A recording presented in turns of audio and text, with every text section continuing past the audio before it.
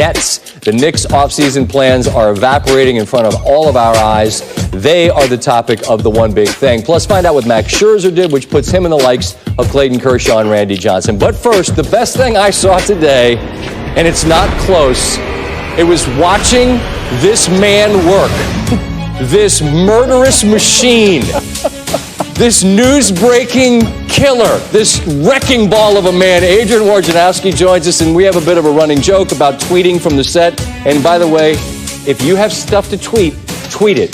Don't ask permission. Could I break it on the show? You do whatever you want to do. You're Woj. And seriously, today you've been obviously owning this day, which is your time to shine. And it starts with this afternoon where it comes into focus that Durant is suddenly going to announce on his site, then no, you tweet he's headed to the Nets. How does this happen? Well, the Brooklyn Nets owned this day. Sean Marks, Kenny Atkinson, that organization, what they have done in 3+ years, I mean, that organization was in disrepair. And to think that they could go out and get not only Kyrie Irving, Kevin Durant, they've got DeAndre Jordan coming in, but, you know, Kyrie Irving made a decision weeks ago, maybe even longer. He was going to the Brooklyn Nets. He wanted to come home to New York. He looked at the two organizations. He saw the future in Brooklyn.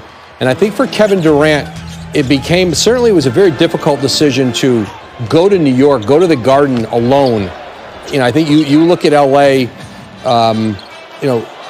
LeBron James had a tough time walking in there alone. Now he's got Anthony Davis. It's working out. Sure. But just remarkable, the turn of events and what that Brooklyn organization has done. And they have a chance to be one of the franchises in the NBA. There's also the question about, his injury and how long that'll take, what he'll be when he returns. And, there's still some question marks, but there's no question this is a home run. And we've said this tongue in cheek, and I'll just say it one time. This all happens before 6 o'clock. So, that's against rules and all, I mean, the conversations, how do we arrive in all these things happening? That's a conversation for another day. You got something? No, go ahead. Seriously, read what it just. No, it was actually my wife. Oh, yeah. You're not gonna. He'll talk to you the 4th or the 5th, 4th or the 5th-ish.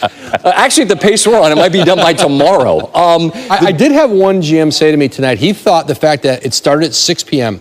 instead of midnight impacted the action we saw. It's hard to do all this stuff at 1, 2, 3, 4 in the morning. The fact that we've had this run-up, I think, impacted the flurry of activity today. Jimmy Butler sign and trade. You had that one as well. He goes to Miami. So what all was involved in making those pieces fit? Philadelphia was not giving him that 5-year max he wanted. They weren't giving him a 4-year max. They were out of Jimmy Butler business. They went out, got Al Horford, and Jimmy Butler, had the chance. Miami, Houston. I was told he liked the idea of being more of a centerpiece player in Miami. Remember, the Heat came very close to trading for him in Minnesota. A couple of deals fell apart at the last minute. So Jimmy Butler goes there. And now Philadelphia bringing back Josh Richardson, signing Al Horford to a deal, $109 million, but $97 guaranteed. As good of a defensive team as maybe anywhere in the NBA right now. And I wanted to ask you about Horford, because that was a significant one that you had as well. The mystery team, who was it? Because we all kind of felt like, man, if he was going to not take what Boston had, there had to be something out there. That's what out there was Philly. So you stay in that division as a rival as well. That has to thrill Elton Brand and the Sixers to get him coming back, even at a fairly steep price, I think. Yes, and look what it does for the locker room. There's not a more mature, there's not a better leader, there's not more of a grown-up in the NBA than Al Horford. 12 years in the league, 12 playoff appearances, 5-time All-Star. And they lose J.J. Redick to New Orleans, and that's not insignificant. No, who shoots for them is a question. Right, but bringing Horford into that locker room, I think he's going to be tremendous on and off the court for Joel Embiid, because if Embiid's going to miss time at any point, Horford can go over and play the center. He can play the 4 when they're on the court together. And I know, because we were talking off air, that there are still significant things that are percolating. There always are. Always are. And I would just say keep your phone nearby. I know he will, and when there's the next one, you'll know. Woj, thank you so much. Thanks, Scott. Murderous machine. I'm going to text my wife back. Please do. Okay. All right, there you go. There are more things to talk about. This is not a free agent move, but this is significant. Dame Lillard, an extension. It sounds like this: 4 years, $196. The Athletic first reported this, and given the contributions there, the gigantic shots that have been hit, what he represents to that team. I think we all understand why Dame Lillard gets that reward. All right, Kristaps Porzingis traded, of course, from New York to Dallas. He's agreed to extend his stay in Dallas, 5-year, $158 max contract.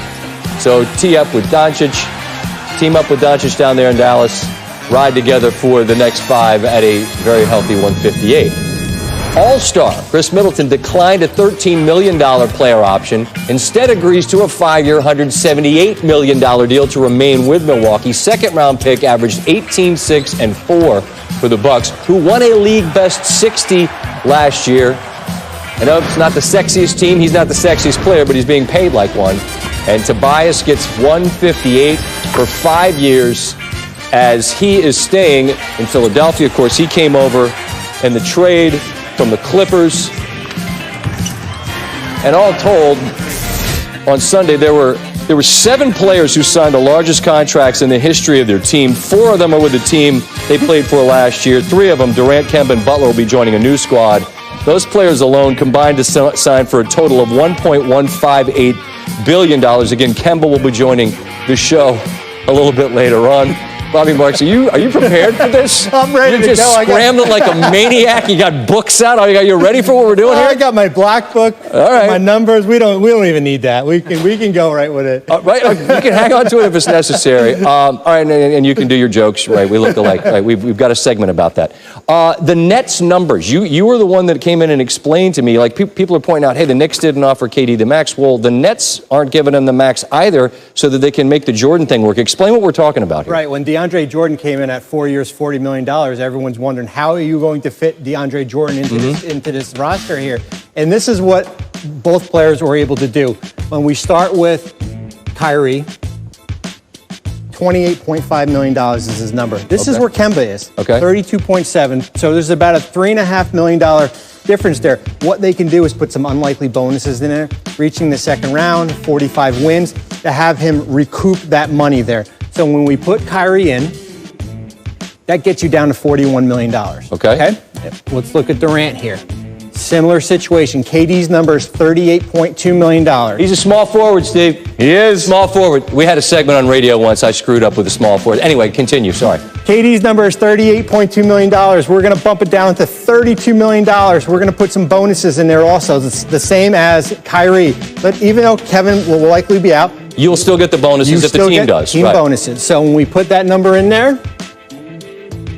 $10 million. Voila. And here is DeAndre Jordan. A bargain at $10 million. $10 million per year. They also agreed to a deal with Garrett Temple for the $4.8 million room exception. You can exceed the cap to do that, and you get to keep all your young players. Spencer Dinwiddie, Joe Harris, Taurean Prince, Karis LeVert, and you don't even have to make a trade to clear out space. So I know you and Woj are both in great respect for how the Nets have made all things work to lure these two stars. And what's interesting is that everyone's killing the Knicks, and I'm going to as well in the one big thing. But while we're sitting here right now, the Clippers, right, they created all this space, and to date they've done nothing, and it seems that they're obviously all in for Kawhi. If they don't get him, then you're going to run out of people to spend your money on. So where are they right now? Well, you're right. I mean, look at where they are. If we go to the Clippers, and right here, they're at $43 million, and this is including this Patrick Beverley hold, and he might not be there. Like, he could be off the market by tonight. And you're going to run out of people you can deal Gallinari to as well, I would assume. You have the Gallinari expiring contract. I mean, of course, hey, the best case scenario is Kawhi, sure, right? Obviously. So let's say what happens if Kawhi is not here. Look at all the players that are off. Chris Middleton's off. Tobias Harris is off. Bogdanovic, Harrison Barnes. Gone. Kelly Oubre is still there. I mean, this market, Scott, is shrinking here. All the big names here. Every player here except Danny Green, who's holding out for something, possibility here. But, I mean, if we go through, we can go through every position here. I mean, look at where all the numbers are. Technically, we can't because we're only on for an hour, but I understand what you're saying in theory. But yeah, they could be left with $52 million and, taking one-year contracts here. Well, I mean, this is the risk you pay. You sit on powder for this day, and then all of a sudden you're running out of guys to use it on. That's what's really interesting from the Knicks' perspective, the Clippers' perspective. Look, the Lakers are in the same boat too. If they're waiting on Kawhi. Obviously, Davis comes, but some teams I think we're all wondering where are we here at the moment.